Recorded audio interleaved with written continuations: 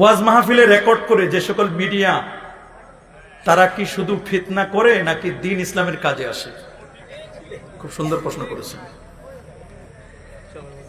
মনে রাখবেন, ওয়াজ মাহফিলে যারা ইউটিউবার, যারা জার্নালিস্ট, যারা আমাদের আলোচনাগুলো বাহিরে পাবলিশ করে জনগণের জন্য, এদের দুটো দল আছে। একদল আছে ফেতনাবাজ, বলেন আছে না? বক্তব্যের আগ পিস না বুঝে কাটিং সেটিং পেস্টিং করে, কাটিং সেটিং পেস্টিং করে এমন ভাবে ছেড়ে দেয়, সমাজের মধ্যে ফিতনা ছড়ায়। এক জায়গা আছে না করা যাবে না, নাটা কেটে দিল যাবে, তাহলে পুরো ফতোয়া উল্টে গেল না?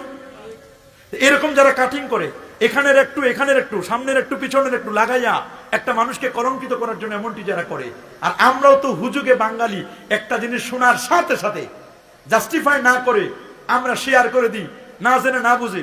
শুনেছি একজনে লেখছে আই দিয়ে তৈরি করা, যে ঢাকার ওই যে রেল লাইনের আছে না উপরের রেল, ওটা ভেঙে পড়ে গেছে, একজন শেয়ার করে দিয়েছে। উনি আর বিচার বিশ্লেষণ করে দেখলো না যে কি হলো না হলো। কোরআনের নির্দেশ হলো ইয়া আইয়ুহাল্লাযীনা আমানু ইন জাআকুম ফাসিকুম বিনাবাইন ফাতাবায়ানু, তোমাদের কাছে যদি কোনো সংবাদ আসে, এই সংবাদটি তুমি জাস্টিফাই না করে, তাসাব্বুত না করে তুমি কখনো এইটাকে সত্যায়ন করবে। কাফা বিল মারই কাযিবান, এক ব্যক্তি, কোন ব্যক্তি মিথ্যাবাদী হওয়ার জন্য এতটুকু যথেষ্ট। ইউহাদ্দিসু আন ইউহাদ্দিসা বিকুল্লি মা সামিয়া, কাফা বিল মারই কাযিবান আন ইউহাদ্দিসা বিকুল্লি মা সামিয়া। সে যা শুনে তাই মানুষের কাছে প্রকাশ করে, না জেনে না বুঝে সত্যায়ন না করে কোনো কিছু প্রকাশ করা যাবে না। এরকম একদল আছে মিডিয়াপন্থী, তারা এমনটি করে।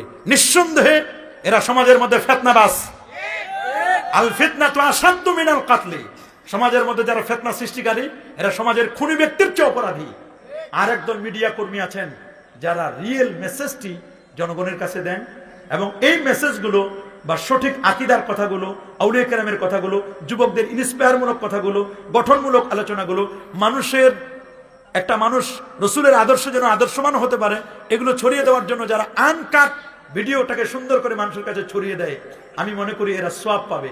রসুল বলেছেন আদ-দাল্লু আলাল খাইরি কাফাইলিহি, যে সত্য পথে মানুষকে পথ দেখায়, সত্যের দিকে মানুষকে ইশারা করে দেখায়, সেও ওই কাজটি করার সমান সেম টু সেম সওয়াব পাবে।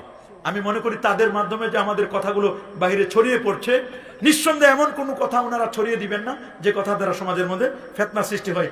আশা করি বিষয়টি আপনারা বুঝেছেন। আর